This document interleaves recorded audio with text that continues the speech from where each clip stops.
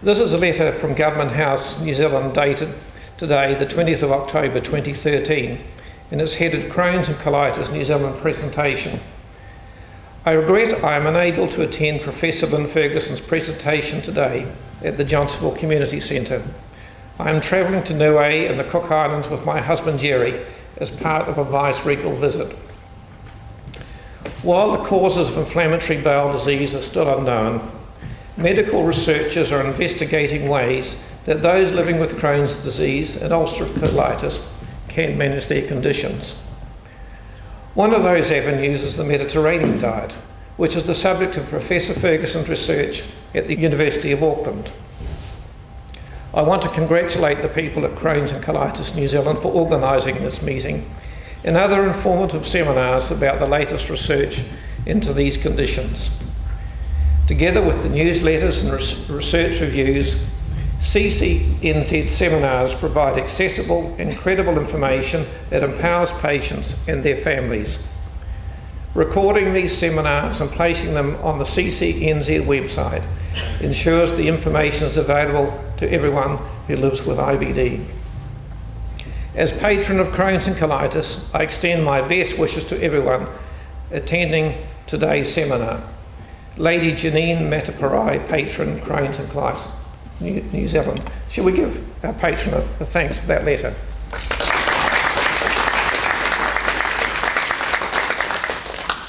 I now call on Julie Melville, a member of our committee, to introduce our speaker. Thank you, Brian. Well, welcome everyone today, and thank you very much indeed for coming. It gives me great pleasure today to introduce and welcome Professor Lynn Ferguson. Professor Ferguson is Head of Nutrition at the Faculty of Medical and Health Sciences, University of Auckland, and a Programme Leader on the Senior Management Team at Nutrigenomics New Zealand.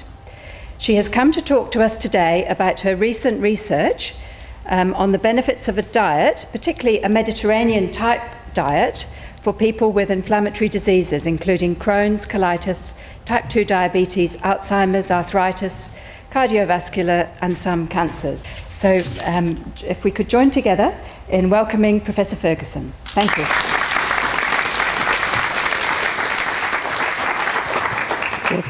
Thank you so much for the very warm welcome. I'm told this is an intimidating title, and I apologise for that.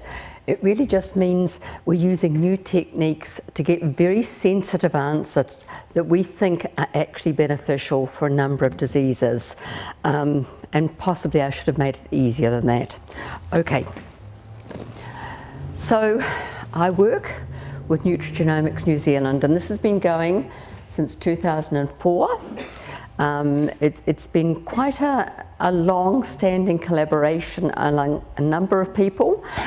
One or two we've lost along the way, of course, but to be going since 2004 is quite spectacular in terms of science in New Zealand. And I think it reflects the importance of what we're doing and how we're working collaboratively amongst us. And so I'm the University of Auckland. I work closely with plant and food research and ag research, and we've got centres right across the country. There's 6 different centres and nearly 60 different people who are working on the project. So it's showing the real importance that's seen by what was originally the Foundation for Research, Science and Technology. It became MSI, I think it's now MBIE. There's hints that it might change its name again, so I won't even worry you with that. It is government funding. Okay, now I'm very conscious that I became interested a lot in the whole notion of a Mediterranean diet for disease and for coping with inflammatory disease when I was collaborating with Professor Peter Black at Auckland University. And so certainly I was one of the people who were associated with what he was putting up then as a randomised controlled trial for asthma in New Zealand. Tragically, about 3 years ago, Peter Black actually died of cardiovascular disease. He had quite severe inflammation and other things. The work hasn't continued completely in the way he'd started out, but I'm certainly attributing a lot of our early ideas to what I had discussed and what we were thinking about together.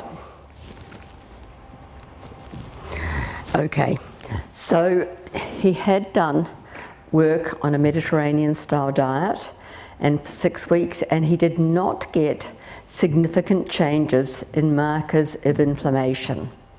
Now that's what has come out, has been published, and what we had discussed, but what we had also discussed is what had come out in the discussions with people that he felt were perhaps suggesting were the problems in a standard Mediterranean style diet. So let's think about that, because I think it's important for asthma, for eczema, and for Crohn's, ulcerative colitis, and all those things. In other words, a Mediterranean style diet we tend to think of as lots of fish and lots of fruits and vegetables and lots of seeds and nuts and things like that. It's not just that though, and there are elements of it that do seem to be more important than others. Okay, so Mediterranean style diet is a bit misleading, because it actually means that it's diets that are sort of characteristic of a range of regions around the Mediterranean Sea. And if you go to the different places, you'll find they're somewhat different. Italy, you eat quite a lot of fattening foods. They are delicious. You do get quite a lot of fruits and vegetables. I've never been to Tunisia. Spain, you have a sleep in the middle of the afternoon, you seem to eat an awful lot at about 10 o'clock at night, and rather different characteristics. So there are different things coming out in the different countries, but there are a number of things that are also common. And so this is what is seen as a Mediterranean diet pyramid. And it's the one we were looking at because as we were starting to interrogate and work with our Crohn's disease mostly, and ulcerative colitis patients, what we were finding was that a number of things were in common.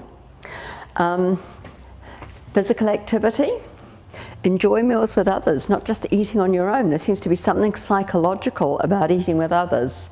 Lots and lots of fruits, vegetables, grains, olive oil, and I'll mention that, beans, nuts, legumes, seeds, herbs and spices. And in case I forget to mention it, we have found with our Crohn's disease patients that probably some of the seeds and some of the herbs and spices seem to be causing a problem. So it's not a characteristic Mediterranean style, it's a general Mediterranean style. Lots of fish and seafood, and that seems to be coming out as one of the things that are beneficial against a number of things. And I have also done some work with asthma and eczema patients.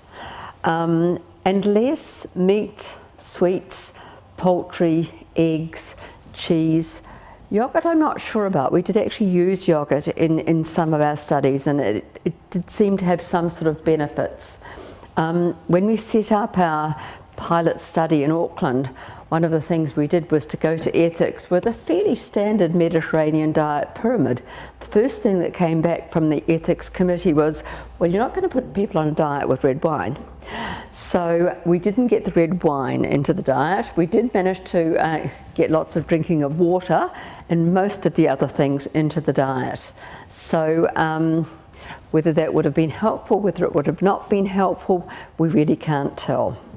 So there is a characteristic dietary pattern, but it is a lot of exercise. And I also work with Cancer Society, as some of you will know, and one of the things that the Cancer Society does is actually sponsors exercise classes for patients with cancer, because they feel they need to get a more gentle style of exercise than in the really sort of heavy physical exercise that some of the gyms give, but they also need to get some of that. No doubt the fruit, vegetables, grains we've got to be careful of. One of the things we learned from our preliminary study with our Crohn's disease patients were a lot of them seemed to have incipient celiac disease. In other words, they were gluten intolerant. And so one of the things we did when we developed the diet was actually to cut gluten out of the diet. Fish and seafood, there was no doubt lots of that, and one of the things that we were able to do was work with King Salmon and with one or two of the other seafood companies to increase that in the diet. And reducing some of these other things, providing you replace things in the diet, was relatively easy. Okay. So why should we be saying that randomized controlled trials of Mediterranean-style diets are known to be beneficial? Well, there's been a lot of work in both coronary artery disease patients and also in cancer patients, and the numbers of people in these trials, and these are well characterized trials which you can go to. I'm happy to leave this will be left behind, but you can go to these trials and look at large numbers of patients who've shown clear benefit from eating a Mediterranean style diet of the sort I've described to you. Okay, so we looked at Mediterranean-style diets, and we also looked at our own data from our Crohn's disease and ulcerative colitis patients. And we decided there were elements of the Mediterranean-style diets that we needed. There were some things that we were probably better leaving out. So the top and the most important thing, lots of plant foods. A lot of people reported that they benefited from whole grain cereals, but we actually asked individually because, as I mentioned, some of the people appeared to be gluten intolerant. Monounsaturated plant oils, the main added fat, low intake of red meat, that got me very, very unpopular with the Beef and Lamb Marketing Authority. High intake of oily fish, and we had developed a good relationship with King Salmon, and actually for our trials that we have done, they supplied 2 meals of salmon a week. In fact, the trial participants complained at the end of the trial they weren't getting their regular 2 meals a week. And as I mentioned, the moderate consumption of red wine we weren't allowed to put into our recommendations. And so I don't know whether it would have helped or not.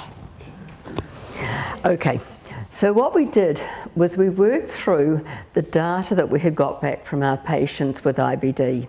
We looked at the ones that we're going to be working with individually, and we also looked at normal controls, and we started with normal controls. If you can call an Auckland University medical student a normal control. I must say I was a little bit surprised at some of their dietary patterns. So anyhow, we've had some discussions about that. This was the pamphlet that we produced, and we were very, very willing for people to see this. And it shows you some of the things that we were enhancing. Fish, salmon, white fish, oily fish were really greatly encouraged. One of the things that we were very pleased about was a very good relationship with the avocado industry, and we were giving people a quarter of an avocado a day. They seemed to feel it benefited them. A lot of them had felt that they shouldn't have oily or fatty food, and they were quite surprised when they found that eating a quarter of an avocado actually seemed to be beneficial. It seems to be the oils that are in that one. We got extra virgin olive oil, and I should say that that was a very interesting experience too. So we've got a superb quality extra virgin olive oil which has a high polyphenol content. It's actually normally $59.99 a bottle, and we gave it free to the subjects in our studies.